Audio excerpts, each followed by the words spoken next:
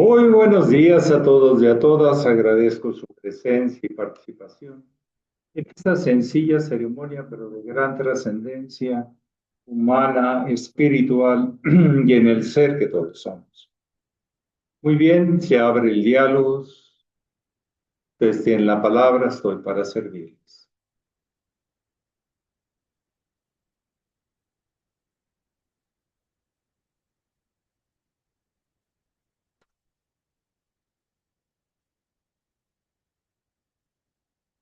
Adelante, Lupita. Buenos días, muy honorable Chela. Buenos días a todos mis hermanos. Saludos a Patti, a Daniel, que están ahí con usted. Muy honorable, cuando estoy en el seguimiento con usted y mis hermanos del ceremonial, percibo que puedo conectarme con eso interno que hay en mí, pero en el resto del día o en lo demás, no siento esa capacidad de... Es tan amable de hablarme del poder de la oración, ¿Entendí lo último? que si es tan amable de hablarme del poder de la oración. Bueno, la oración tiene diferentes intenciones, depende de quién la haga. La oración puede ser de varias maneras. Hay gente que ora o dice una narración o una expresión completa para hacer una petición. Hay gente que realmente eso se llama imploración, Ok. solicitar algo. No es tanto la oración. La oración en nuestro idioma es quien tiene sujeto, predicado, verbo y todo lo demás. El tema es si lo hacemos para pedir, implorar, sería más apropiado para precisar. Pues quiere decir que hay un vacío natural, posiblemente. Puede ser que sea una petición sincera, de un vacío, de algo que perdí, de algo que busco, que no encuentro. Entonces se vuelve una imploración. Otro tipo de oración es la que, por lo menos la que practicamos, o la trato de practicar, es afirmativa, con referencias claras del plan de la vida, pero que se manifiesta en tantas infinitas posibilidades. Pero afirmo el plan de la vida, que lo conozco y lo voy realizando. A medida que lo afirmo, lo descubro, me escucho, veo, me veo, etcétera. La experiencia profunda de sí mismo. La oración nos sirve como una guía para reafirmar esto. Y en la medida que la recreamos, no repetimos, sino recreamos, puede llegar a ser más clara. Hay la oración que simplemente pues, es una costumbre social y empieza alguien y pues ahí va todo el mundo como repitiendo, inconscientemente, porque nos sentimos protegidos por ese campo energético de ese grupo, de esa iglesia,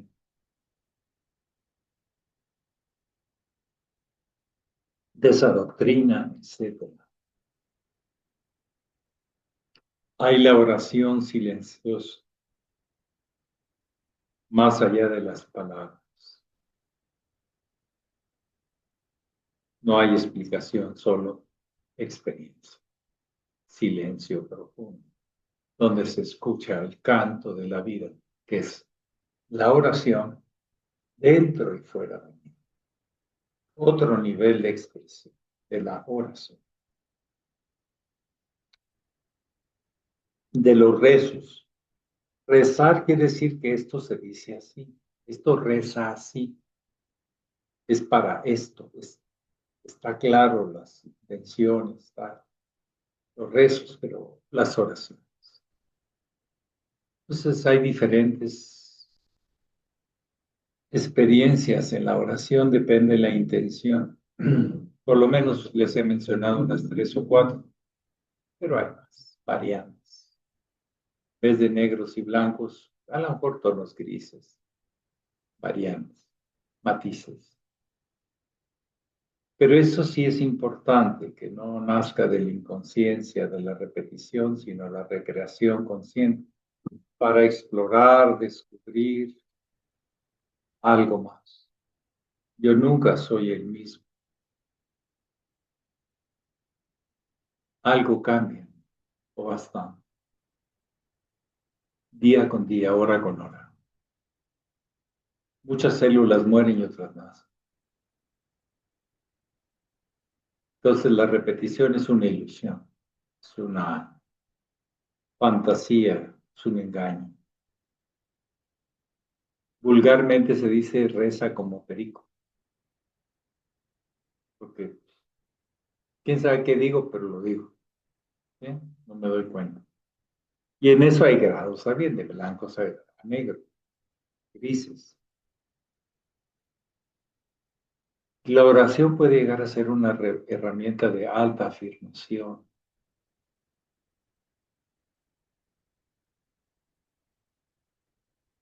de un silencio que se escucha a sí mismo.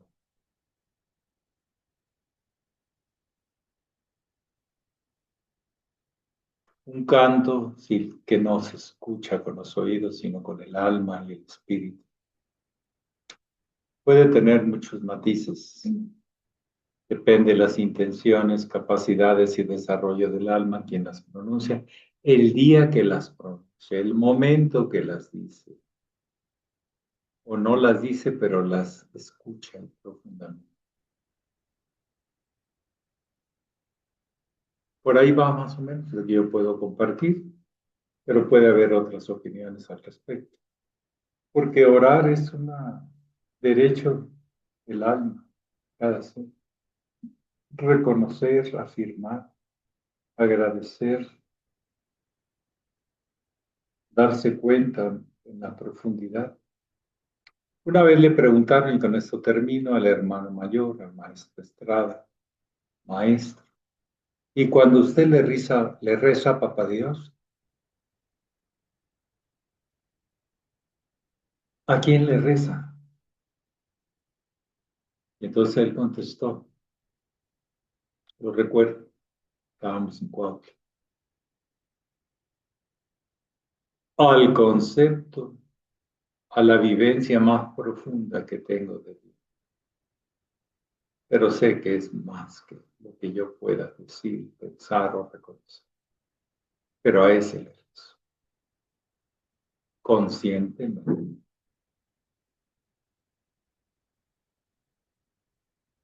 O sea, le reconocía la divinidad, pero reconociendo también que es más que lo que yo pueda reconocer. Ahí el ego humano, las razones se vuelven controversiales. Pero bueno, así es. Quieren explicar todo cuando más bien hay que observar y asimilar. ¿Alguien más? Le agradezco mucho, muy honorable. Hasta honorable. Llego.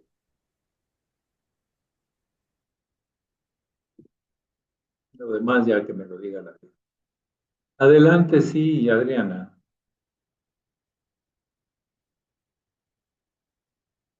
Tiene la palabra. Sí, maestro, buenos días, hermanos. Maestro, entonces, en relación a la oración, las 22 letras hebraicas que se mencionan o se pronuncia a Dios, cómo podemos entenderlas o interpretarlas dentro de una oración? Mire, hasta donde yo comprendo. La No les... intención. ¿Qué pasó? No lo escuchaba bien, maestro. Ajá. ¿Ya? ¿Mejor? Ya. Hasta donde yo entendí, la propuesta de la No Kabbalah. se le oye, maestro. ¿Perdón? No se le oye. ¿Cómo que no se oye? A ver, Sí se escucha, yo escucho muy bien. entonces problema de receptores, porque aquí estamos. Yo también le escucho bien, maestro. ¿Pero es porque se corta o es porque no oyen volumen? Se corta, muy honorable, un poquito. Entonces, es problema de su infinitum, de su streaming, la red que tienen ustedes. Pero yo no puedo hacer nada, solo continuar. ¿Me permiten? Reconociendo mi incapacidad, no tengo la capacidad. Arreglar la red de Internet. Volvemos a empezar. Hasta donde yo comprendo, hasta hoy, de la intención que hubo al construir el alfabeto hebraico, es que reconocían ellos que el verbo tenía un origen.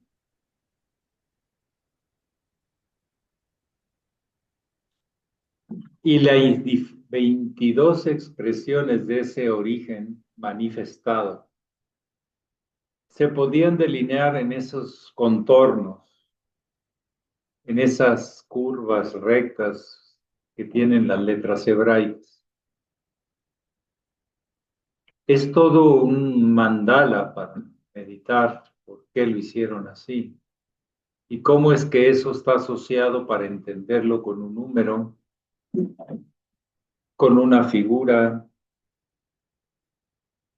con un pensamiento de Dios, y cómo esas expresiones se interrelacionan y forman los conceptos, que son varias letras, que de hecho ellos la ponen de derecha a izquierda. Quiere decir que están hablando de la encarnación de un principio superior, en contra de las manecillas del reloj. La parte oculta de Dios, porque el sol recorre de derecha a izquierda por abajo de nosotros, no por arriba. Por arriba es de izquierda a derecha, por abajo es de derecha a izquierda. Entonces, involucra toda una filosofía, una forma de reconocer, de amar, de integrar, de unirnos a esta vibración divina que aunque en su diversidad viene de un solo origen y regresa a un solo origen. Entonces, hasta donde yo entiendo, las letras hebraicas hay toda una forma de reflexión, por qué las hicieron así. Ahora, hay un tema con la caligrafía, porque no en todas las corrientes de Kabbalah se escriben igual, aunque se habla de la misma letra. Y ahí yo me atoro, porque hay unos que se parecen mucho. Depende de la caligrafía o expresión clara de cómo debería ser expresada la letra. Como en castellano, hay caligrafía que no se puede leer. Yo no la reconozco. No le entiendo a qué están escribiendo. La famosa letra de doctor y esas cosas. Se necesita un traductor, está muy complicado. Por eso buena letra es que hay orden acá arriba. Entonces, cada letra es una expresión de una emanación. Fue hecha por sabios, no fue hecha por comerciantes o políticos o alguien que se le ocurriera cualquier cosa. Debía representar lo que debía representar. Es lo que yo le puedo hablar sobre las 22 letras hebraicas tradicionales y cómo pueden ser asociadas a una búsqueda, a una afirmación, a un encuentro con una emanación de la fuente. Ellos reconocen los 10 céfiros que marcan el orden y los caminos. Y a eso les llaman emanaciones, pero en realidad todas las demás letras también, las 22 caminos y los 10 céfiros, nos hablan de estas posibilidades. Es todo un trabajo místico. Por ahí escuchaba hoy en la mañana a un señor muy interesante que decía que los números y la mística van de la mano. No hay mística sin números.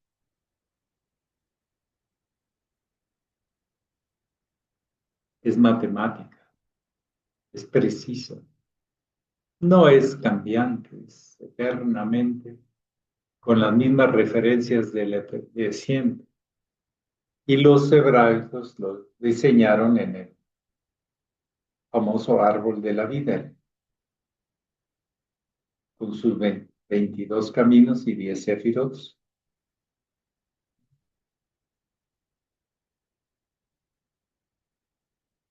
Ese es su planteamiento, de reconocer cómo es que opera Dios.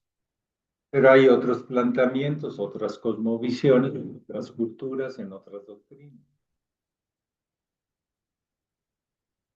Por ahí va más o menos, hay que seguir investigando. Gracias, maestro. ¿Alguien más que desee compartir o preguntar?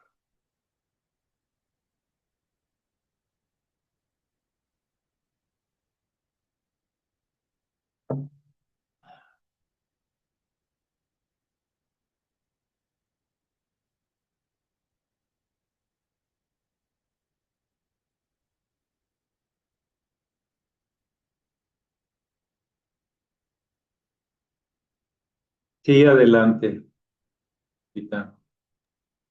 Gracias, muy honorable.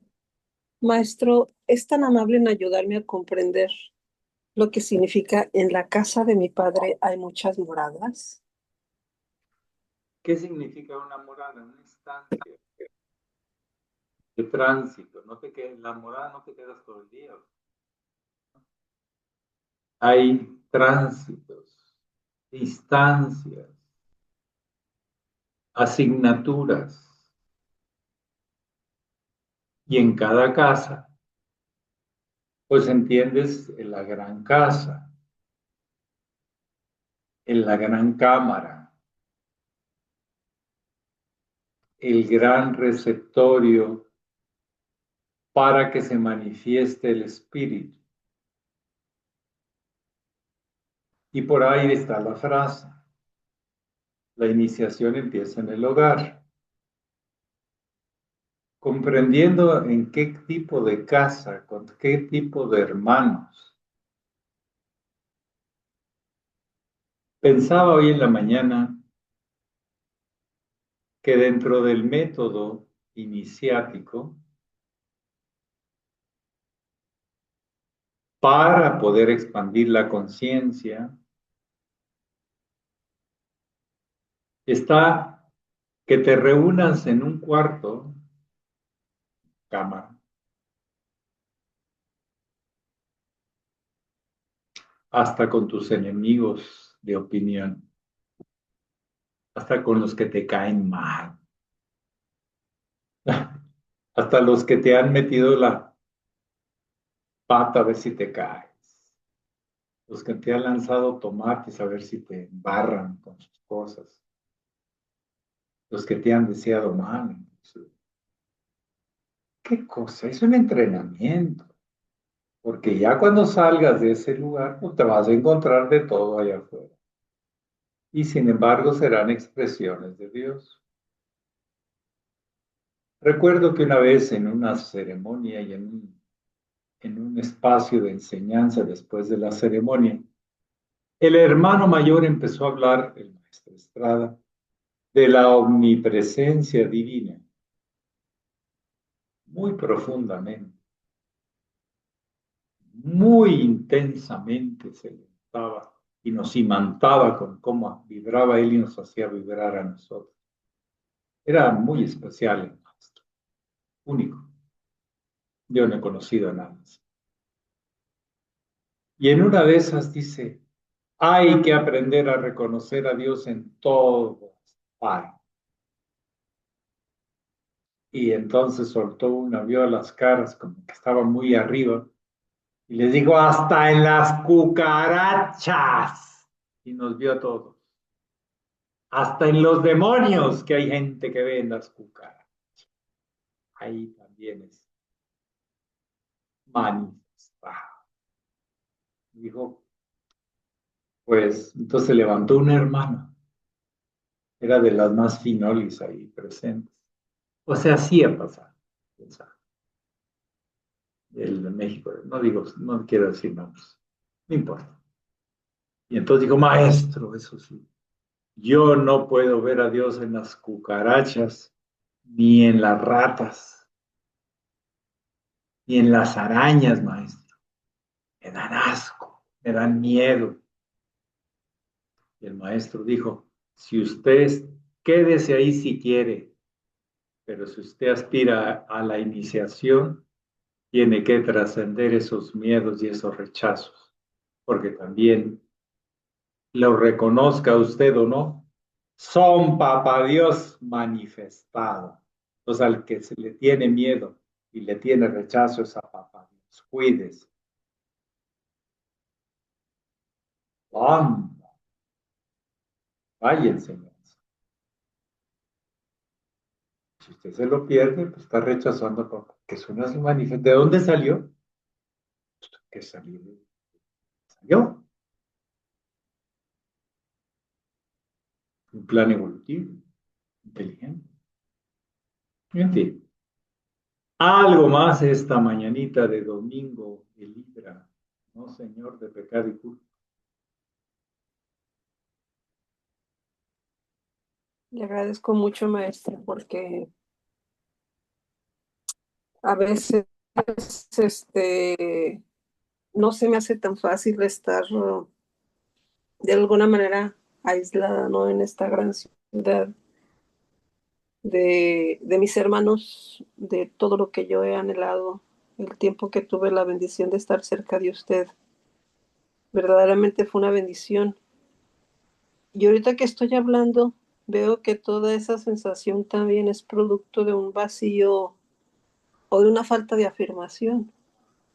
Así que pues a seguir trabajando, ¿no, maestro? ¿Dónde estoy? Muchísimas gracias, de verdad.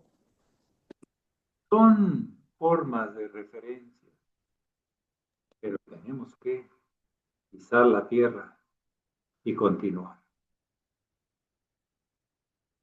El camino es continuo, no es un momento, nada más. Pero no perdamos la referencia de eso. Hay cosas que nos refieren hacia algo de atrás más bajo, ya trascendido, y otras cosas nos refieren a un futuro por realizar, a una esperanza de ser más conscientes y colaboradores del plan de la vida, con mentalidad y emociones positivas, etc. Adelante, don Santiago Andrés Díaz Muñoz. Creo que así empieza su nombre, su linaje. Empieza así, maestro. Muy buenos días, muy honorable Sachela. Muy buenos días, hermanas, hermanos. Hoy día es 12 de octubre, pasa medio desapercibido porque es día domingo, entonces no es feriado. Yo desde chico, digamos, ha ido variando mucho mi visión de este descubrimiento de América, que ya ni siquiera lo llamamos así. ¿Qué nos puede decir usted ahora, a 500 y algo años de esa llegada de Colón a Chile, maestro, a Chile, a América? ¿Qué nos puede decir ahora? Una opinión más Y actualizada, maestro. llegó a las Antillas, ¿no? De hecho, muy cerca de Santo. Muy bien. Bien. Fue un evento para ciertas cosas que marcó una diferencia. Fue la unión o imposición de una Europa sobre una posición de América, o Americúa, como lo dice el muy sublime maestro. Porque no fue fusión de dos culturas, fue la imposición de una cultura. Porque venían a salvarlos, pero condenándolos. Se hicieron muchas atrocidades en Sudamérica también con el señor Pizarro, después, ¿sí? Acá con don Hernán Cortés. Don Colón, el señor Cristóbal Colón, que es genovés, es italiano, es español, pero vino en nombre de España porque fue el que les pagó los gastos, pero con una bandera que no es la española, que es templaria. Hay muchas cuestiones de que si ya había habido contacto o no, pero es especulativa porque no hay notarios ni testigos claros.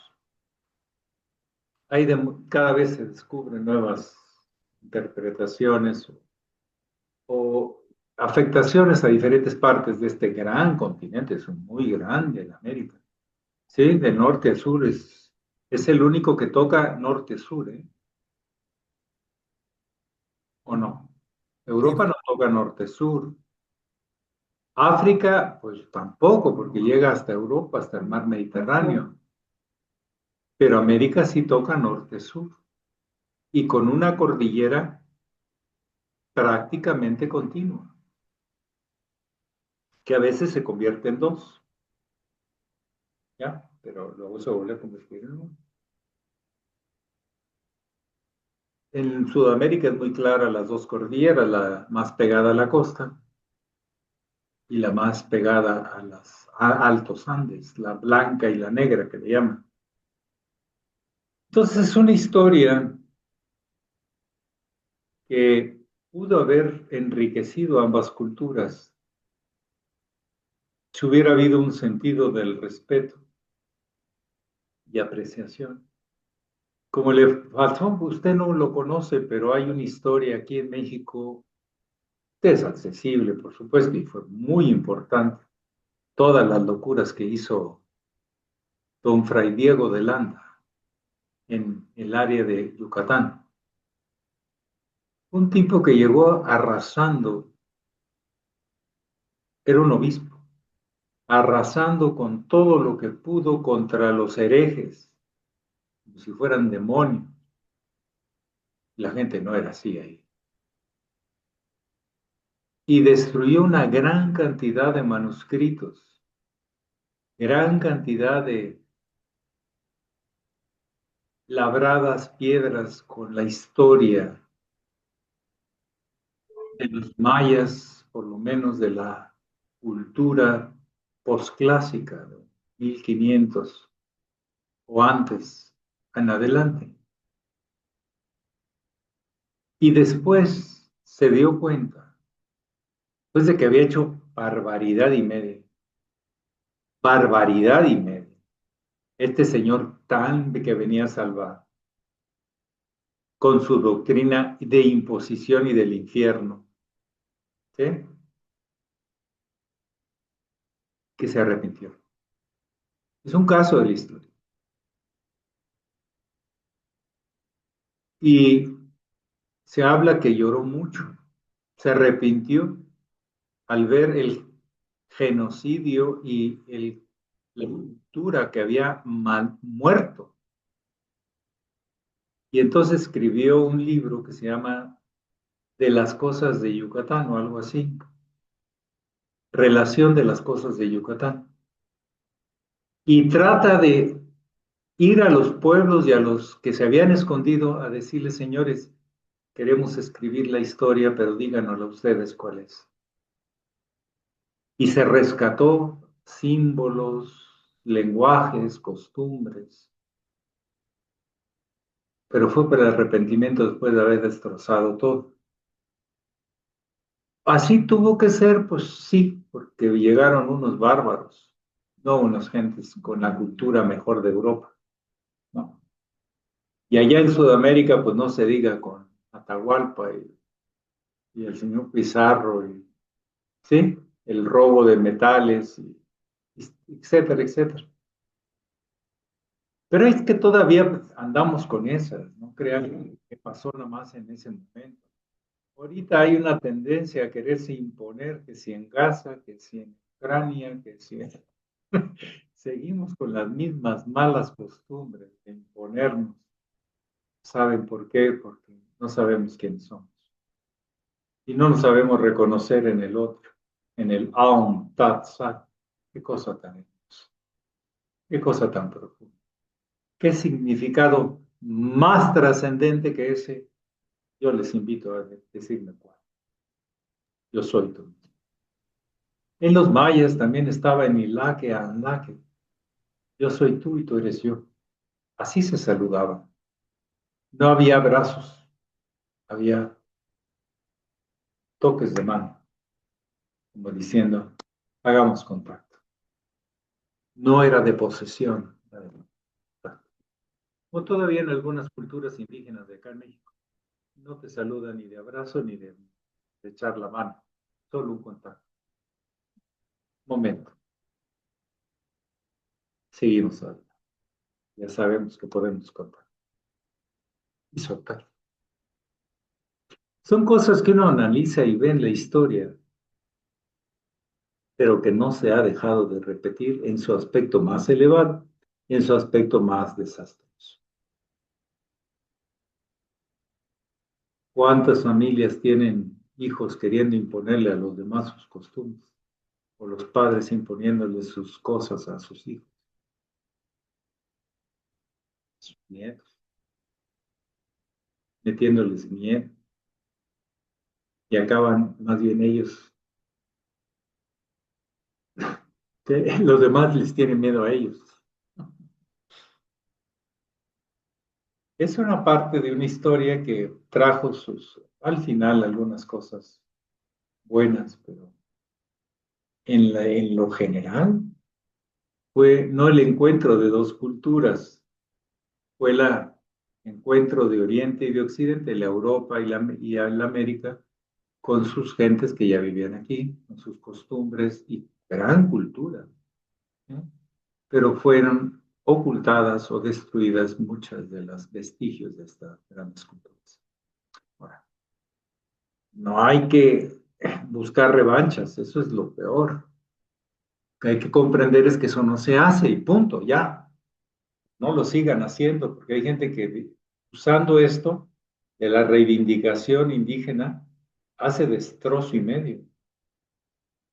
A gente que ya no son esos españoles o esos portugueses o esos ingleses, que fueron los principales invasores de América, ¿sí? Sino simplemente pues que al final se fundieron culturas, más todos los esclavos que trajeron de África, ¿eh? Pero no como seres civilizados o hermanos, sino como esclavos, abusando de ellos en todos los sentidos. Entonces, si le queremos buscar a la historia su parte más oscura, se la vamos a encontrar. Pero eso no quiere decir que no se esté repitiendo en algunas zonas del planeta, ¿o sí? Sí. Lo hemos aprendido. Por eso el hermano mayor insistía tanto. Hay que elevar el estado de conciencia y se empieza por la alimentación. No podemos matar animales y luego decir que no matamos seres pensantes. Se continúa con el desarrollo del potencial, el yoga, el trabajo de familia, del hogar, etc. Hay que levantar el estado de conciencia. Ese clamor sigue resonando. Despierten, hay que levantar. Y empieza con cada uno de nosotros, no se impone, como se hizo en esa conquista o genocidio cultural. Hubo gente de Europa que sí traía buena onda, algunos pocos de los frailes que amaban a sus indígenas o a su gente autóctona de aquí como su hermano, ¿sí? Enseñaban con amor, viviendo como ellos, con ellos. No todo fue un desastre. Pero bueno, pues, simplemente los niñitos que llegaron no estaban muy bien educados. Llegaron a hacer destrozos y pisotearon a culturas que sí habían llegado a ciertas cosas muy claras. Siguen en símbolos, ahí están, en sus construcciones y en sus referencias. Por eso yo con mucho honor y respeto, porque yo no tengo sangre indígena en mi legado familiar, respeto y he admirado desde adolescente, 12, 13. Hubo alguien que me lo inspiró y me lo supo transmitir. Y él hablaba de la poesía, expresaba su contemplación del firmamento y de la tierra, de los humanos. Estas culturas veían una interacción sin entrar en buenos y malos, sino simplemente expresiones dentro de lo mismo que es la vida, etcétera, etcétera. Entonces, pues el 12 de octubre nada más anuncia la buena esperanza de que traía Colón. Colón no era un guerrero, pero imagino que tampoco era hermano de la caridad, pero no era un guerrero. Tuvieron algunas trifulcas ahí en las primeras islas donde había nativos, pero creo que se arreglaron con algunos regalitos. Sí, pero no hubo que los mataron, que se mataron. A lo mejor unos pocos estaban a las defensivas ambas partes. En fin, pero este día marca una idea de que se nombró que era propiedad de España. Cuando llega Colón, aún sin gente, con sus propias gentes, declara que esta se ha descubierto es de España. ¿Por qué no es de los que ya viven ahí hace tanto tiempo? Etcétera. Es una historia y recuerden que la historia no es para juzgarla, sino para entenderla. Y para que lo mejor se repita o se recree nuevamente y lo peor, pues no, ya no se repite. Ojalá la humanidad entienda esto. Nuestra historia es un patrimonio de todos y hay que cultivar lo mejor de la historia. El hermano Musule Maestre tuvo ese espíritu de recrear lo mejor de las grandes culturas, sus grandes virtudes, sus grandes alcances, nunca disminuyendo porque eran otras o porque estaban en otro lado, por el contrario, apreciándolas. Y nos debe haber enseñado a sus discípulos a apreciarlas y a cultivarlas. Así como desde la cosita más chiquita, esa que les digo, de esta iniciación de la que estamos a veces todavía no comprendiendo, es de la que nos dice, tienes que hacer la paz con tu enemigo. Y vas a trabajar con él. Y vas a caer con tus hermanitos que no te tragan ni que los tragas, y los masticas y que te hacen daño, indigestión. Hay que trascender todos esos prejuicios, clase de... Y ahí están todavía, clase de raza, de nivel económico, cultural, religión, concepción. encontrémonos en una mejor forma de vivir y ahí nos emparejamos. Vivir sanamente, cultivando cosas. Para eso viene la gran fraternidad universal, a recordarnos que entre todos la tenemos que formar. No la traemos para imponer nada, porque hay gente que ha llegado a imponer la gran fraternidad. O ya nos ha corrido para imponer su voluntad en la gran, por favor, eso sigue siendo un reto para la humanidad. Encontrarle un sentido a la diversidad que enriquece a esa unidad de la cual provenimos todos. ¿Y para qué negar que unos son cucarachas y ratas? Pues no, no son. Son humanos. Y ojalá nos entendiéramos porque tenemos tanto, tanto, tanto de similar. No somos tan diferentes, porque nos creamos diferentes o especiales. Que pasen un bonito día, como una gran fraternidad universal debería mostrarse, pero entre todos. Si no la formamos todos, no es gran fraternidad. Pues, lamentablemente, pues hay gente que no entiende nada y se comporta de una manera muy cruel, como las que me han quitado posesiones que, miren, no me han pasado nada, sigo vivo y coleando, no ando de mal humor, creo, no, ando echando bromas y pasándomela bien con mis hermanos, como una familia, ¿sí? Con el respeto y cercanía. Muchísimas gracias y que pasen bonito día. Paz. Igualmente, Maestro, Maestro, muchas gracias. Buen día a gracias. todos. No Buen día. paz. Paz. Abrazos, hermanos. Pax. Pax. Hasta mañana, hermanos. Hasta mañana. Bendiciones para todos. Gracias, Sí. igualmente.